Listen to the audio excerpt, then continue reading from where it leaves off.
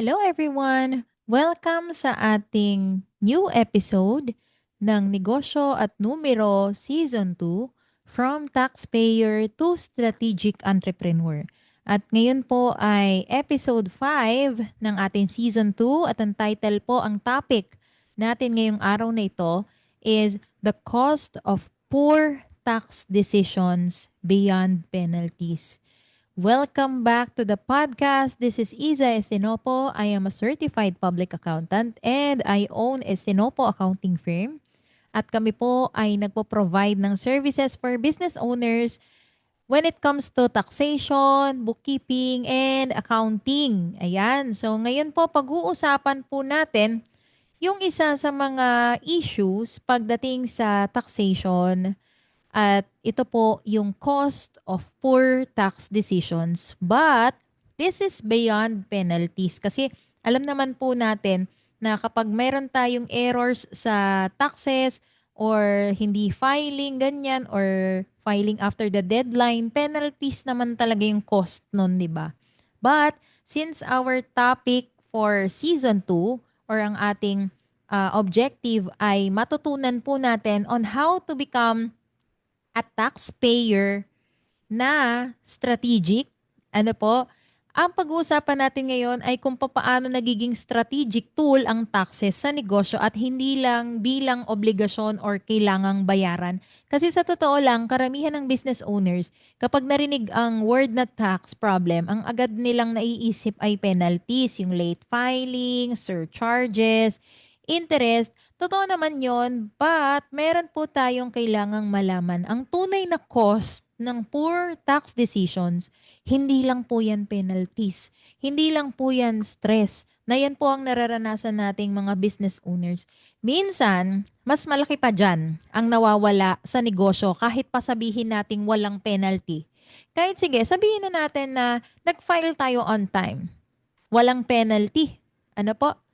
Pero ang tanong, na-file ba natin yung dapat i-file? Or napakita ba natin yung totoong estado ng ating business? So ngayon, ito yung pag-uusapan natin sa episode na to. The usual fear of business owners. Ganito po ang mindset ng marami po sa atin. Basta makaiwas lang sa penalty, okay na. In which understandable. And okay rin naman yun. Wala naman talagang may gustong magbayad ng penalties, surcharge, or interests.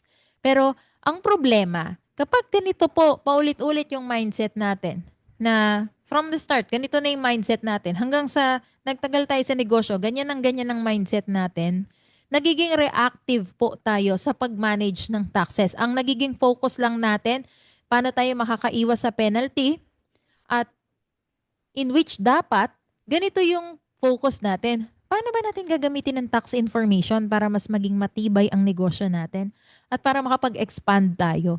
At dahil hindi yan ang ating mindset, nagkakaroon tayo ng problema. Kapag hindi maayos ang tax decisions ng isang negosyo, may mga hidden costs na hindi agad napapansin. At minsan, mas malaki pa ito kaysa sa penalty. At magbibigay po ako ng 4 na example. Unang example po, poor cash flow planning. Kapag hindi properly planned ang taxes, nagiging surprise expense siya. Like, for example, vatable ka and then sa sales mo for the 3 months, di ba isang quarter po yung fino-file natin sa VAT. Yung sales mo for 3 months, yung mga na-invoice mo naman siya, dapat meron kang record nun, di ba? Kung magkano yung in-invoice mo, magkano yung VAT portion noon. Pero, hindi mo siya binantayan, ano? Nag-invoice ka lang nag-invoice, tumanggap ng pera, and then ginastos mo ng ginastos kung saan-saan. Then, pagdating ng deadline or bayaran na ng VAT, wala ka ng pera, sasabihin mo ginastos sa ganito, ganyan. Meron tayong poor cash flow planning pagdating dyan. Ibig sabihin, nagamit po natin yung pera na dapat ay inilaan na po natin doon sa VAT kasi simula pa lang po nung nag-invoice tayo, alam na po natin dapat kung magkano yan. Kapag hindi properly planned ang taxes, nagiging surprise expense siya. Biglang may babayaran, biglang kailangan mo ng 100,000. Di ba ang sakit sa ulo niyan bilang isang business owner? At dahil hindi ito na-anticipate, na apektuhan yung operations, yung payroll, o Ayoko mag-penalty, so bukas na lang kayo sa sahod Inventory, expansion plans, hindi masama ang negosyo. Yun nga lang, walang planning sa taxes. Yun po ang problema. Pangalawang example ng mga hidden costs ng poor tax decisions, wrong business decisions. So for example, kapag hindi malinaw ang numbers mo, wala kang proper bookkeeping, minsan mali din ang decision mo as a business owner. Example, mali yung pricing mo kasi hindi mo na-account lahat ng mga costs. Kunyari nagbebenta ka ng item, hindi mo na ilagay doon, may cost din pala yung packaging niyan, may cost din pala yung courier fee niyan, hindi mo na isulat doon. So anong mangyayari? Wala ka nang tutubuin sa produkto mo. Ayan. So, ano pa? Maling expansion timing. Pwede ring hiring too early, hiring too late, at dahil hindi malinaw ang financial picture, ang basehan ng decision ay gut feel.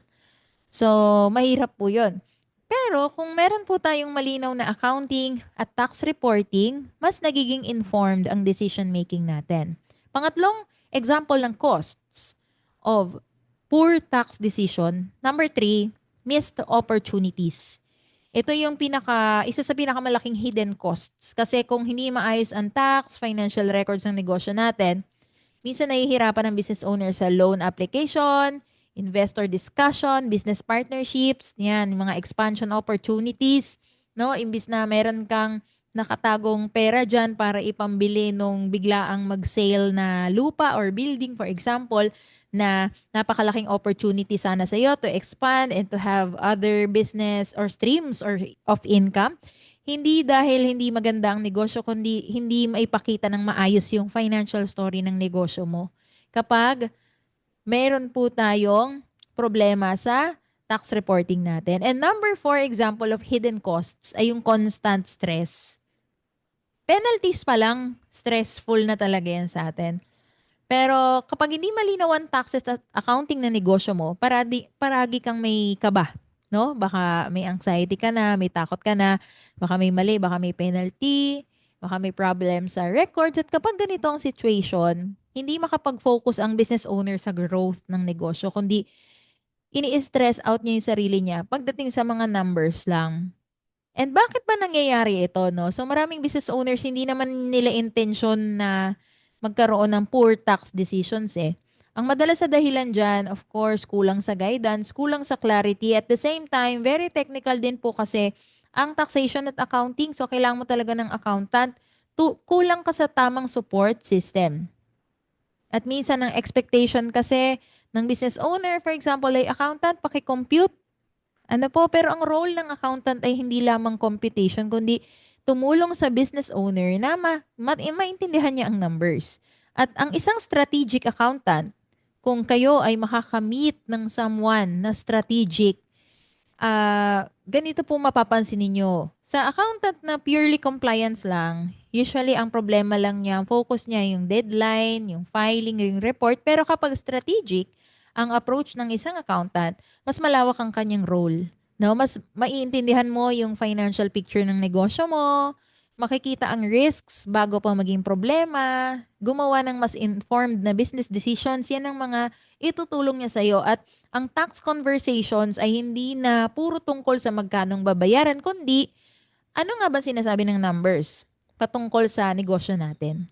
So you can shift from fear to clarity. At isa sa mga goal ko bilang accountant ay tulungan ng business owners na lumipat mula sa fear nga papunta sa clarity. At kung malinaw ang numbers mo, mas confident ka sa decisions mo, mas organized ang negosyo mo, mas prepared ka sa growth, at kapag ganito ang sitwasyon, ang taxes ay hindi na nakakatakot at nagiging part na siya ng leadership ng negosyo mo. Ngayon, kung ikaw ay isang business owner, na-stress ka din sa taxes, tandaan mo to, ang tunay na risk sa taxation, hindi lang yung penalties na babayaran mo. Ang tunay na risk dito ay kapag hindi mo naiintindihan kung anong sinasabi ng numbers mo tungkol sa negosyo mo. Pero kapag naintindihan mo to, nagiging mas malinaw ang direksyon ng negosyo at doon nagsisimula ang transformation. Kaya ngayon, strive na natin, gawin na natin, palitan na natin yung mindset natin from being just a taxpayer na umiiwas sa penalties, umiiwas sa deadlines, di ba? To becoming someone, a business owner, a strategic entrepreneur. And thank you so much po for listening sa ating episode 5 ng ating Negosyo at Numero Season 2. This has been Iza Estenopo. Thank you so much po and God bless us all.